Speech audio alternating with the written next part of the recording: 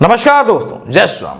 एक अंग्रेजी फिल्म थी जिसमें एलिजाबेथ अपने एक प्रेमी को अलग अलग मिशन पे भेजती है दुश्मनों से निपटने के लिए। इसी फिल्म के एक सीन में जब उसका प्रेमी किसी मिशन के लिए जा रहा होता है तो जहाज के ऊपर जब वो दूरबीन से देखती है तो उसके डेक पे देखती है कि उसका प्रेमी किसी दूसरी लड़की के साथ लगा हुआ है। तो एलिजाबेथ काफी दुखी होती है, मगर उसके पास खड़ा हुआ शख्स उसे बोलता है लुक अ बिट हायर, थोड़ा और ऊपर देखो। एलिजाबेथ थोड़ा और ऊपर देखती है, वहां पे शान से ब्रिटिश झंडा लहरा रहा था। उसे देख करके वो खुश हो जाती है। दोस्तों, कहानी का सार आपको समझ में नहीं आया होगा, मैं समझाने की कोशिश करता हूं। ये पूरा जो फार्म बिल चल रहा है तो उसका नरेशन समझाने की कोशिश कर रहा हूं कि इस वक्त क्या हो रहा है और लोग क्या कर रहे हैं।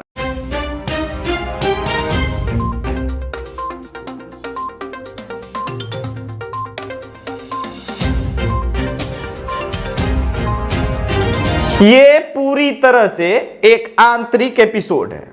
लुक अ बिट हायर, आप जरा थोड़ा सर को ऊपर उठाइए और देखिए। पूरी दुनिया में सिर्फ रिहाना नहीं है, ब्राजील के प्रधानमंत्री का वो ट्वीट याद कीजिए जब वो आंतरिक मामलों में ही आंतरिक रूप से सुलझाते हुए भारत को महान देश कैसे बताते हैं। ये बात रवीश कुमार के कल प्राइम टाइम के बाद मुझे सूझी कि उनका ये आंतरिक एपिसोड था, तो आंतरिक रूप से मैं भी किस प्रकार से जवाब दूं। आंतरिक आंतरिक आंतरिक, आप भी थोड़ा स्वतंत्र होकर सोचिएगा कि किस प्रकार से ब्राजील का प्रधानमंत्री आपके सभ्यता संस्कृति को जोड़ते हुए आपके अदम्य साहस की परिभाषा को परिभाषित करता है जब आप उसे कोरोना वैक्सीन देते हैं। दुनिया भर के ऐसे देशों को जो कि जरूरतमंद है, ऐसे पैंडेमिक सिचुएशन में प्रधानमंत्री जो कि आंतरिक रूप से अनडेमोक्रेटिक कर दिए गए हैं। सुनिएगा, समझिएगा, आंतरिक रूप से जो कि नरेंद्र मोदी को लोग अनडेमोक्रेटिक बोल रहे हैं, उसने दुनिया भर के डेमोक्रेटिक देशों में ये कोरोना पैंडेमिक में अपनी दवाई भेज करके उनके मदद करने का प्रयास, हर संभव प्रयास किया है। आज तक आपको कोई ऐसा डिक्टेटर मिला हो जो आंतरिक रूप से तो डिक्टेटर होगा मगर बाह्य रूप से दुनिया भर के लोगों की मदद करता हो? ऐसा शायद ही कोई डिक्टेटर आपको देखने को मिले। मोदी बहुत बड़ा डिक्टेटर है। आंतरिक सवाल पूछता हूं आपके मन पे, छाती पे, भोजपुरी बोले तो करेजा पे हाथ रख के सोचिएगा, कितना बड़ा डिक्टेटर होगा मोदी कि किसान आंदोलन में जब 500 पुलिस वाले घायल हो गए थे फिर भी फायरिंग का आदेश नहीं दिया। डिक्टेटर तो है, ये तो मानना पड़ेगा। Democracy in danger. डेमोक्रेसी नहीं, पत्रकारों को भी जेल में ठूसा जा रहा है। यह मोदी सरकार है। इसके पहले तो कोई पत्रकारों को जेल में नहीं ठूस रहा था। देखिए, वामपंथ का सीधा सा मकसद कि आप जो है ऐसे लोगों को जो जिलेटिन डेटोनेटर बनाते हैं, जो माओसिस्ट पैदा करते हैं, जो नक्सलिस्ट पैदा करते हैं, उनको आप जेल से छोड़िए ना भाई। बहुत दिन से कोई जो है आप सुने हैं लुक अ बिट हायर, थोड़ा आंतरिक मामलों को समझने का कोशिश कीजिए। बहुत दिन से आप कोई दांतेवाड़ा जैसा सुने हैं कि भाई जा रहा था सीआरपीएफ का गाड़ी और उड़ा दिया गया, ऐसा कम हो पा रहा है। यानी भाई खुजली कहीं हो रही है लेकिन होने नहीं, करने नहीं दे रहा। समझ रहे हैं आप? तो ये आंतरिक मामले हैं और आंतरिक मामलों को मेरे ख्याल से जो है बाह्य रूप से सिर्फ रेहाना को नहीं समझना चाहिए। उसका जो दिलजीत लौंडा है, ये लौंडा रिरी रिहाना करके गाना गाता है। अब आप इस गाने के वैल्यू को आंतरिक रूप से मैं डिस्क्लोज करता हूं, समझिएगा। रिरी रिहाना गाना जो है दिलजीत ने गा करके ये बताया कि देखिए भारत के किसान कितने उदार हैं, मगर ग्रेटा थनबर्ग वो भी बेचारी एक लड़की है और जो कि थोड़ी सी, मैं टर्म यूज करने जा रहा हूं, मेंटल डिसऑर्डर से सफर कर रही है। ग्रेटा थनबर्ग ने टूल किट के बहाने जो भारत पे बम फोड़ा गलती से, और समझ में आया कि बताइए ये मोदी सरकार के प्रति क्या क्या करने वाले थे। अंबानी अडानी जैसे उद्योगपतियों के ऑफिस पे हमले तक का प्लान था। ये सारा कुछ डिस्क्लोज हो गया। आपको अगर वो वीडियो याद नहीं आ रहा होगा तो मैं ये वीडियो फिर से चला दे रहा हूं कि पूरा ये टूल किट क्या था, और उसमें जिसने ये पूरा खालिस्तान मूवमेंट चलाया है, सो कॉल्ड रूप से एक जो पोएटिक संगठन है, ऑर्गेनाइजेशन है, उसके बारे में भी आप समझिए। अभिषेक तिवारी शो में सबका पोल खोलेंगे। अब देखते हैं कि जो ग्रेटा थनबर्ग हो या रेहाना हो या मिया खलीफा ने जो ट्वीट किए थे सरकार के खिलाफ, मोदी सरकार के खिलाफ, तो ये क्या था। और इसमें दरअसल हुआ ये है कि ग्रेटा थनबर्ग ने एक डॉक्यूमेंट गलती से ट्वीट किया, फिर डिलीट किया। प्रेशर के बाद जब एक्सपोज होने लगी तो अब वापस वो ट्विटर पे है, लेकिन उसमें कुछ चेंजेस आ गई हैं जो एडिटेड है। हम उसके बारे में भी बात करेंगे। सबसे पहले ये देखते हैं कि will you be a part of this, और उसके बाद जो है ये सारा, इसमें आप देखेंगे कि रिहाना सिद्दीकी को क्या ट्वीट करना है, मिया खलीफा को क्या ट्वीट करना है, और भारत सरकार के खिलाफ 15 दिन तक क्या क्या कैसे कैसे सारी चीजें करनी है, उसका पूरा डिटेल्ड डॉक्यूमेंट जो है इसमें सारा चीज मेंशन है। इसीलिए मैंने कहा कि वर्ल्ड जो है लेफ्ट फोरम जो है किस प्रकार से मोदी सरकार को हटाना चाहता। अब आस्क इंडिया वाई पे क्लिक करने के बाद why is India killing us, ये आप देख सकते हैं। लेकिन लास्ट में जरा आप नीचे जाइए तो we need world ask why, ये ठीक है। इसमें आप देखेंगे बिल्ड बाई ये प्रोजेक्ट जस्टिस फाउंडेशन। अब ये फाउंडेशन क्या है, इस बारे में समझना पड़ेगा कि भाई क्या इसके कोई लिंक है खालिस्तान के साथ या किसी तरह से लिंक। लेकिन आप इसको जरा गूगल पे टाइप करके इसके वेबसाइट पे जाइए, डायरेक्ट इस लिंक पे मत जाइए, इस वेबसाइट पे जाकर के क्लिक कीजिए।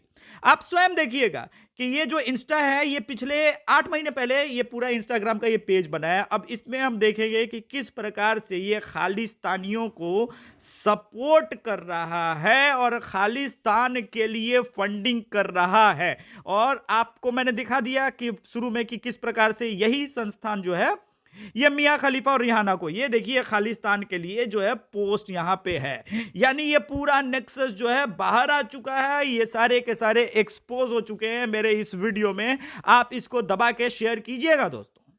दिलजीत दोसांझ जो है उनके लिए रीरी रिहाना गाना गाते हैं, उसका डिस्क्लेमर में लिखते हैं इंग्लिश का, पंजाबी का इंग्लिश में ट्रांसलेशन, ताकि रिहाना को तो इतना फुर्सत है कि वो भाई दिलजीत के गाने को सुन लेंगी। वास्तविकता ये भले है कि उसे किसी अपने ही किसी कॉन्सर्ट में चप्पल उठाने तक के लिए दिलजीत को वो ना बुलाए, लेकिन फिर भी भाई प्रेम है अपना प्रदर्शित कर दिया।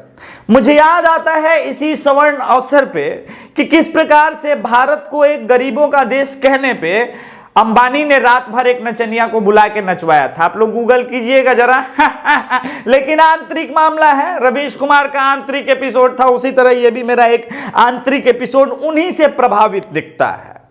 आप जरा लुक अ बिट हायर, अंग्रेजी का फ्रेज बीच बीच में वो फिल्मा के चलते बोल देते हैं तो लुक अ बिट हायर। आप जरा देखिए मोदी सरकार इन तमाम पेंडेमिक सिचुएशन के बावजूद राफेल खरीदती है, इसके बाद अब LCA लाइट कॉम्बैक्ट एयरक्राफ्ट जो है वो तेजस मार्क 1 खरीदती है। तेजस मार्क 2 की कटिंग और सारा काम चालू है, और तेजस MK-A2 जो है, MK-8K2 जो है वो जल्दी आपको नजर आ जाएगा 2023-24 तक पहली फ्लाइट। आप समझिएगा कि उसके बदले कांग्रेस के 10 साल में आपको इस तरह की कितनी चीजें सुनने को मिली होंगी। 114 नए राफेल फिर से खरीदने की बात हो रही है, यानी लुक अ बिट हायर। तमाम कोशिशों के बावजूद जहां पे कांग्रेस के लिए पैसा नहीं था, ये बात रक्षा मंत्री उसके AK एंटोनी ने बोला था, हम अपने तरफ से कुछ नहीं बोल रहे, लेकिन उनका आंतरिक मामला है, हम क्या करें तो उन्होंने अपने आंतरिक मामलों को बाह्य रूप से समझाया था, बाह्य पृष्ठभूमि दिखाई थी कि देखिए हमारे पास पैसा वैसा नहीं है। तो आप लोग राफेल तो भूल जाइए।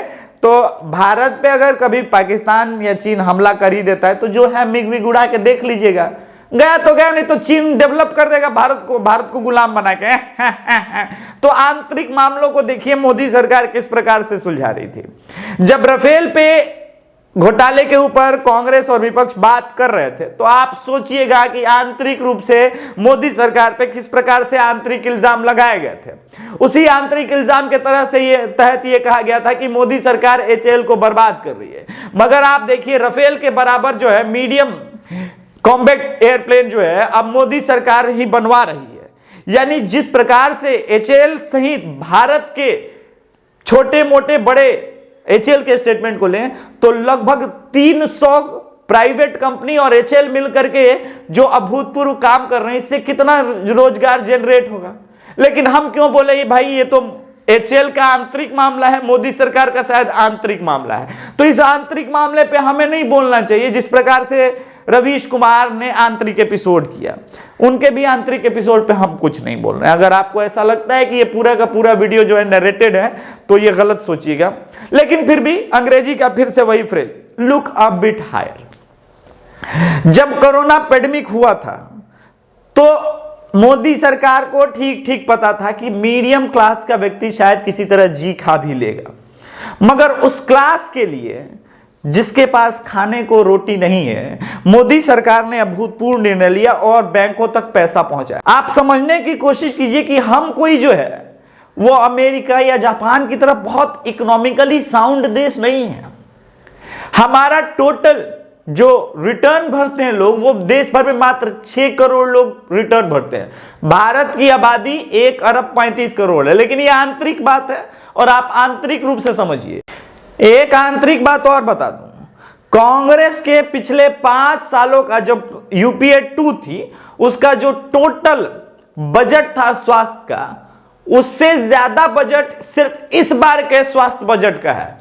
तो ये तो मोदी सरकार का आंतरिक मामला, इस पे क्यों कोई तारीफ करे। लेकिन मैं मोदी सरकार को आजकल रॉबिन हुड कहता हूं। रॉबिन हुड इसलिए क्योंकि ऐसे लोगों से छीन करके, ये असली समाजवादी लौंडा है, सॉरी प्रधानमंत्री है आप समझिएगा कि मोदी सरकार जो है वो ऐसे लोगों से पेट्रोल डीजल के प्राइस अफोर्ड करवा रही है और ऐसे तबके तक पहुंचा रही है जो कि अत्यंत निचले दर्जे पे है, मगर उनको सही ढंग से जीने का, उनके लिए माहौल क्रिएट करने का ये प्रयास। अब ये मेरा आंतरिक एपिसोड किसान के मामले पे आखिरी है।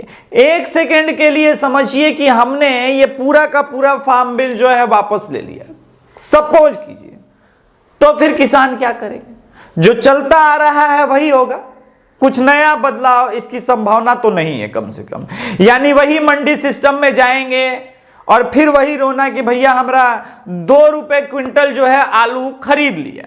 अड़हाती वही करते हैं, क्योंकि आलू, प्याज, सब्जी, इन सब पे जो है भले रेट आसमान छू ले, लेकिन किसानों को कभी रेट नहीं मिला, क्योंकि इस पे कोई एमएसपी नहीं है। यानी किसान बिल वापस लेने के साथ आप भले वापस चले जाइए, पर किसानों की वास्तविक दशा में कोई बदलाव नहीं होगा। ये इसलिए मान के चलेंगे क्योंकि पिछले 70 सालों से तो ये मंडी है, लेकिन बदलाव नहीं हुआ है लेकिन ये वामपंथियों का आंतरिक मामला है और आंतरिक मामलों पे हम बात नहीं करेंगे। हाँ, बाह्य रूप से कोई रिहाना सी हो तो हम भाई गाना गाएंगे, बोलेंगे कि भाई कोई फार्म बिल पे क्यों नहीं बात कर रहा। हालांकि द प्रिंट ने खुद एक्सपोज कर दिया कि रिहाना नामक इस जीव जंतु ने जो है आंतरिक रूप से पैसे मांगे और आंतरिक रूप से ही रिहाना को पैसे ट्रांसफर किए गए, लगभग 2.5 मिलियन इस एकमात्र ट्वीट के लिए। ग्रेटा थनबर्ग का विशेष साधुवाद, क्योंकि इस मानसिक रूप से बीमार बच्ची ने जो है बहुत कुछ एक्सपोज कर दिया गलती से। ग्रेटा थनबर्ग पे एक विशेष वीडियो जल्दी है। तब तक आप लोग आंतरिक रूप से आंतरिक सुख चाहते हैं तो प्रभु श्री राम का नारा लगाइए। जय श्री राम।